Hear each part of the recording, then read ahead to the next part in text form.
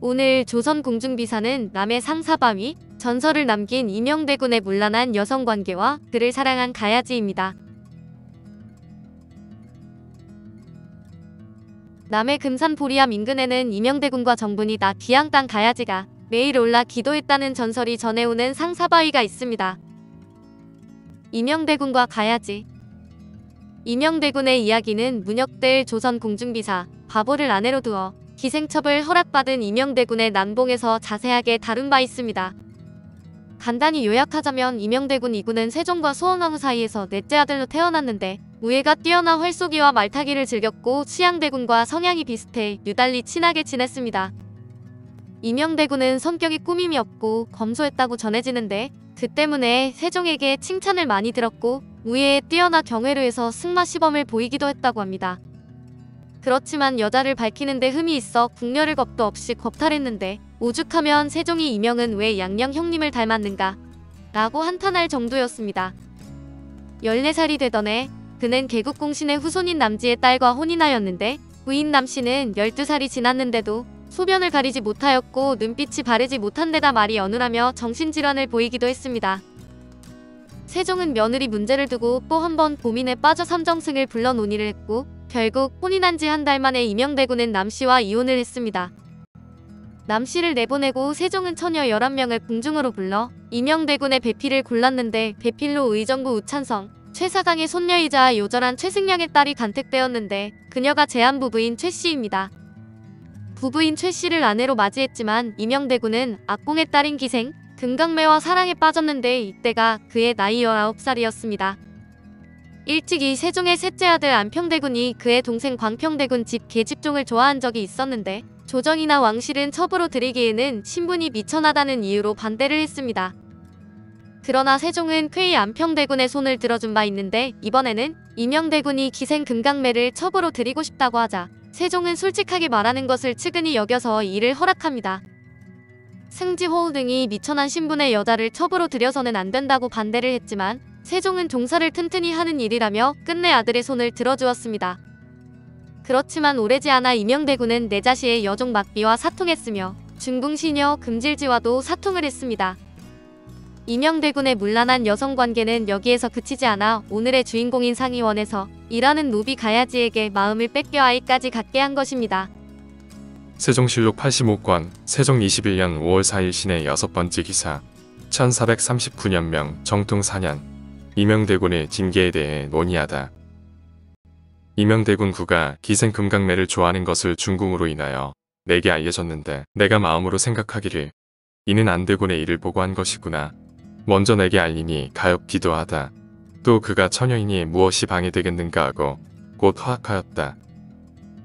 그때 이것을 중지하도록 가난한 이가 있었으나 내가 이미 허락하였으므로 어찌 다시 중지시킬 것이냐고 하였는데 이것이 나의 과실이었다.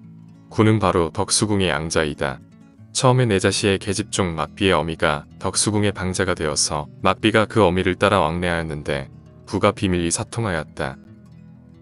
뒤에 중궁의 시녀가 되었는데 구가 또 사통하였다. 내자시의 계집종 가야지가 상의원의 침선비가 되었는데 구가 사통하였고 뒤에 소용의 시비가 되었는데 또 사통하여 잉태한 지가 이미 수개월이 된 것을 내가 알고 있다. 두 계집종은 모두 내게 간여되지 아니하므로 무방할 듯하다. 그러나 구는 성품이 본래 글 배우기를 좋아하지 아니하여 중궁이 울면서 경계하여도 오히려 깨우쳐 고치지 아니한다. 한번 금강매를 범하자 음욕을 다하기 어려웠던 때문이니 징계하지 아니할 수 없다. 또 내가 아들이 많은데 구를 용서하면 여러 아들들을 어떻게 경계하겠는가. 이러므로 여러 대신과 의논하여 이미 직첩을 거두고 주정을 그 집에 가두어 빈객을 통하지 못하게 하였으며 그 반당을 빼앗아 구역을 정하였고 김전에는 매를 쳐서 충군시켰으며 계집종 막비는 본사에 정역시켰는데 외인들이 알지 못하고 무리가 분분할까 두려우니 너는 이것을 알지어다 하였다.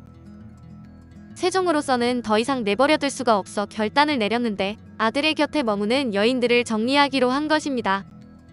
그래서 첩으로 들인 기생 금강매는 고향 공주로 내려보내고 막비와 금질지는 다시 노역장의 종으로 보냈으며 가야지에게는 남해로 유배를 보내는 가장 중한 형벌을 내렸습니다. 세종실록 87권 세종 21년 11월 3일 정리 3번째 기사 1439년명 정통 4년 이명대군 이구가 내자시의 종가야지와 간통하다. 임금이 승정원에 이르기를 전날에 이명대군 이구가 내자시의 종가야지를 간통하고 행실에 광패한 것이 많았으므로 작을 삭탈하고는 사제에 억리시켰으며 복종을 빼앗고 그 출입하는 것도 금지하였더니 근자의 인자의 정으로서 중궁에게 뵙고자 하므로 그 출입하는 것을 허락하였더니 이제 아직도 개전하지 아니하고 또한 그 계집을 간통하므로 내가 매우 미워하노라. 구월죄는 진실로 가볍게 용서할 수 없지만 가야지도 숨어서 보이지 아니하니 그의 마을을 수색해 잡아서 제주에다 두는 것이 어떻겠느냐. 또 그 아비에게 책임지어 따라가게 하여서 변방으로 보내어 돌아오지 못하도록 하고자 하는데 이와 같이 한다면 어떤 것이 옳겠는가 하니 우승지 조서강 등이 아뢰기를 남녀간의 욕심은 인간의 상정이어서 비록 사리에 통달하고 대체를 안다는 자도국간 무리를 돌보지 아니하고 치목하옵건을 하물며 이명은 나이도 어리오니 큰 죄과가 아니옵니다. 원컨대 아프게 책하고 꾸짖시옵되 부자간의 의리를 상하게 하시지 마옵소서. 또 그 동리를 수색해 잡는다 하오면 말이 밖에 퍼지게 되었고 제주에 두는 것도 역시 불가하오니 그 아비에게 책임지어서 변방에 두는 것이 옳을까 하나이다 하니 임금이 말하기를 나의 여러 아들 중에서 구만이 유독 음탕하고 방자하여 내가 매우 염려하는데 너희들이 말하기를 연서한 사람의 광패한 것은 무구만이 아니니 책할 만한 것이 못된다고 하니 내가 너희들의 말을 옳게 여긴다 하고 드디어 가야지를 남의 연으로 보내도록 명하고 인하여 본연의 관비로 정하게 하였다. 남해 금산에 가면 조화바위가 있는데 상사한 가장자리에 위치한 조그만 바위가 바로 그것으로 이 조화바위에는 슬프고도 아름다운 전설이 전해옵니다. 세종대왕의 넷째 아들 이명대군이 사랑했던 여인 가야지에 대한 전설로 이명대군이 어느 날 밤에 궁중 뜰을 거닐고 있었는데 멀리 우물 쪽에서 소리가 들려왔다고 합니다. 그 소리에 이끌려 발길을 옮기고 보니 한 여인이 우물가에서 속이 비치는 무의복을 입고 춤을 추고 있었는데 그녀는 7살에 궁에 들어와 17살이 되기까지 허들에 일만 하던 무수리 가야지였습니다.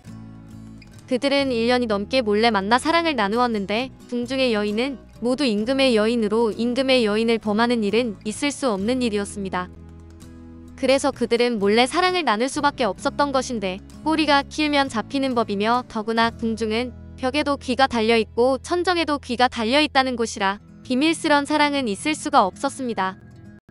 결국 그들의 비밀한 사랑은 세상에 알려지게 되었고 가야지는 사약을 받게 되는데 이명대군으로선 믿고 의지할 곳이라곤 형인 수양대군밖에 없었습니다. 그는 수양대군에게 달려가 가야지를 살려만 달라고 애원을 했고 이를 불쌍하게 여긴 수양대군이 앞장서서 가야지의 구명운동에 나섰습니다. 다행스럽게도 수양대군의 노력으로 사살을 면한 가야지는 머나먼 남녘땅 남해로 귀향을 가게 됩니다. 가야지는 이곳 남해 금산에다 초옥을 짓고 사랑하는 님 이명대군을 그리며 매일매일 이 상사바위에 올라와서 기도를 드렸다고 합니다. 여색을 멀리하지 못하고 학문을 게을리하는 이명대군에게 세종은 대군의 직첩을 회수하고 먼 변방으로 내치기까지 했지만 1년이 지난 뒤 복권을 하는데 오래지 않아 또 사고를 치게 됩니다.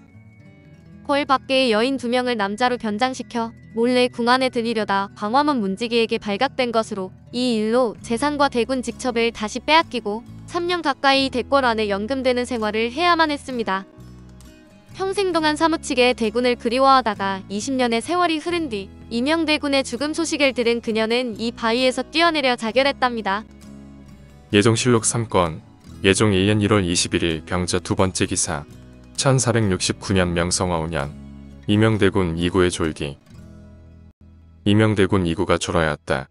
이구는 자가 헌지이며 세종의 넷째 아들이다. 천성이 활달하고 물리에 정통하며 부애가 전륜한 데다가 문사를 섭렵해서 의논이 추월하여 세조가 일찍이 의자의 풍도가 있다고 칭하였다. 세조를 섬기며 무릇 조정정사의 득실과 민간의 이해를 들어 깨달지 않는 바가 없었으므로 이로 말미암아 권해가 몹시 융성하였다. 항상 검액을 좋아하고 재산을 경영하지 아니하며 사람을 접대하기를 지성으로 하여 조금도 거짓과 꾸밈이 없었다. 이때 이르러 병으로 졸하니 나이가 52세이다. 임금이 매우 슬퍼하여 5일 동안 조회를 철폐하도록 명하고 부의를 내리기를 매우 후하게 하였다. 시호를 정간이라 하였으니 청백하고 절의를 지킨 것을 정이라 하고 공경하고 선을 행한 것을 간이라고 한다. 아들이 9이 있으니 이주 이준 이순 이정 이진이암 이인 이탁 이옥이니 함이하는 즉실의 소생이다. 한편 이 상사바위는 이루어지지 못한 사랑이나 힘겨운 사랑에 대한 여러 전설들이 어우러져 있습니다. 천한 신분의 상사병으로 죽어 구렁이가 된 돌쇠. 옛날 남해섬의 어떤 구을에 곱게 자란 무남 동료를 가진 부자가 많은 하인을 거느리고 있었는데 하인들 중 한 명의 아들인 돌쇠라는 총각이 주인의 딸을 무척이나 사랑하고 있었습니다. 하지만 천한 신분 때문에 사랑하는 마음을 말로 표현할 수도 없고 가까이 갈 수도 없었는데 돌쇠는 마음만 태우다 상사병이 나서 아무것도 먹지 못하고 시들시들 앓다가 죽고 말았습니다. 며칠 후 사랑을 이루지 못한 돌쇠의 혼이 구천을 떠돌다 구렁이로 변해 밤에 주인의 딸이 자고 있는 방으로 들어가 몸을 칭칭 감았습니다. 다음날 아침 구렁이가 딸의 몸을 칭칭 감고 있는 모습을 본 부자는 기겁을 했는데 구렁이를 딸의 몸에서 떼어내려고 안간힘을 썼지만 꼼짝도 하지 않았답니다. 부잣집 내외는 무당을 불러 굿을 해보았지만 아무런 효험도 없었는데 그렇게 하루가 지나고 다음날 아침이 밝자 전전긍긍하던 부잣집에 수염이 긴 노인이 나타나서 말했습니다. 딸과 구렁이를 금산에 있는 높은 벼랑으로 데려가서 굿을 하면 화를 면할 수 있을 것이니 그렇게 해보아라. 노인이 사라지자 부자는 노인이 시키는 대로 딸을 데리고 금산에서 제일 높은 벼랑 위로 올라가 굿을 하기 시작했습니다. 굿이 한창 절정에 이르고 있을 때 딸의 몸을 칭칭 감고 있던 뱀이 서서히 풀어지면서 벼랑 아래로 떨어져 죽고 말았다고 합니다. 그 벼랑을 상사를 풀었다 하여 상사바위라고 부르고 있는데 상주 금양 쪽 등산로 입구에서 금산 전체의 절경을 볼 때 뚜렷하고 큰 바위가 상사바위입니다. 수도를 떠난 남편을 못 잊어 구렁이로 변해 찾아온 여인.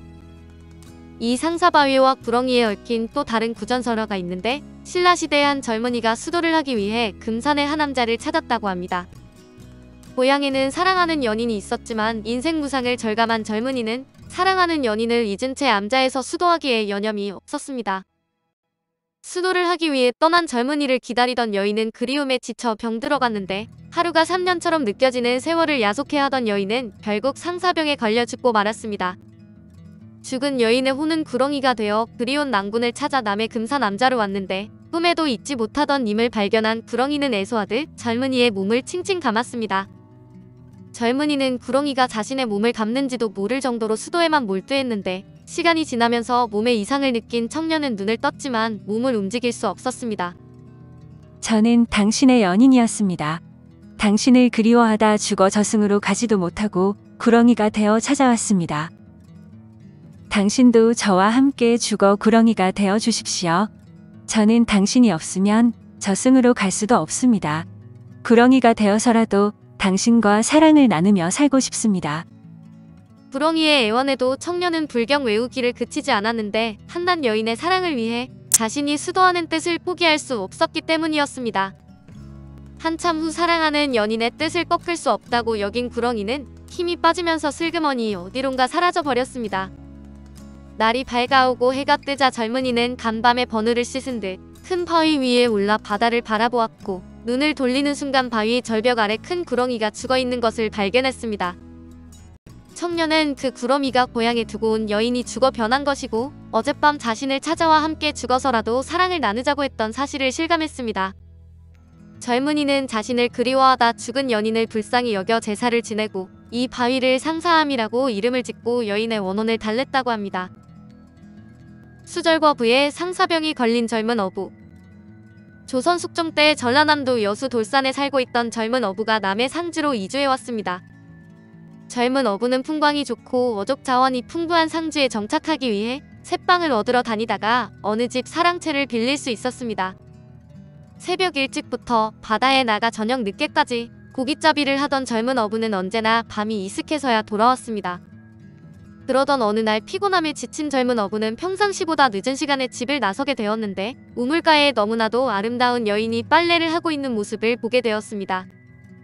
늙은 과부 혼자 사는 집인 줄 알았던 젊은 어부는 그녀의 모습을 보는 순간 온몸이 얼어붙고 말았습니다. 내가 새빵살이하는 집에 선녀처럼 아름다운 여인이 살고 있었다니? 충격을 받은 젊은 어부는 마을 사람들에게 젊은 여인에 대해 물었습니다. 그 아이는 결혼을 하자마자 남편을 잃고 과부가 된 시어머니를 모시면서 수절을 하는 열여인이 언감생심 딴 생각일랑 하지 마시구려. 젊은 어부는 마을 사람들의 이야기에도 아랑곳하지 않고 상사병이 들어 몸져 눕고 말았습니다. 이제까지 젊은 어부는 새벽 일찍 바다에 나가고 젊은 과수댁은 아침에 들에 나가 농사를 짓다 보니 둘이 마주칠 기회가 거의 없었던 것입니다.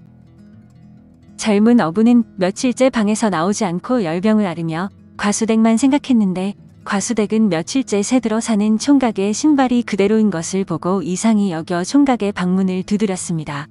어디가 아프신지요? 왜 요즘은 바다에도 안 나가고 방에 누워 계신지요? 젊은 어부는 부끄러움에 말을 떼지도 못하다가 결국 사실을 말하게 되었습니다. 당신을 처음 본 순간 다리가 후들후들 떨리고 사랑에 빠지게 되었지만 부끄러워 말도 못하고 그만 상사병에 걸려 이렇게 앓고 있다오. 과수댁은 총각의 아픔을 알았지만 절개를 지켜야 하는 아낙네로서 선뜻 총각을 받아들일 수 없어 음식과 약을 들여보냈지만 상사병은 나을 줄 몰랐습니다. 그러나 젊은 어부가 죽음을 앞둔 지경에 이르자 과수댁도 흔들릴 수밖에 없어 그의 마음을 받아주려고 결심을 했답니다. 하지만 젊은 어부의 상사병은 몸까지 망쳐 거동초자 마음대로 못할 지경이었는데 과수댁은 옛날부터 전해 내려오는 상사바위 이야기가 생각났습니다. 마을 뒤 금산에 있는 상사바위에서 사랑을 나누면 총각의 병이 나을 것이라고 생각하고 몸져 누운 돌산 총각을 데리고 금산 상사바위에 올라 힘겹게 운후의 정을 나누었습니다. 그러자 총각의 병이 씻은 듯이 나았고 그 후 둘은 혼인의 아들 딸 낳고 오래오래 살았다는 낭만적인 설화가 깃들어 있는 바위인데 상사바위 주변에는 상사를 풀 때 마셨다는 구정암 감로수가 있습니다. 오늘 조선 공중비사는 남의 상사바위 전설을 남긴 임영대군의 문란한 여성관계와 그를 사랑한 가야지였습니다.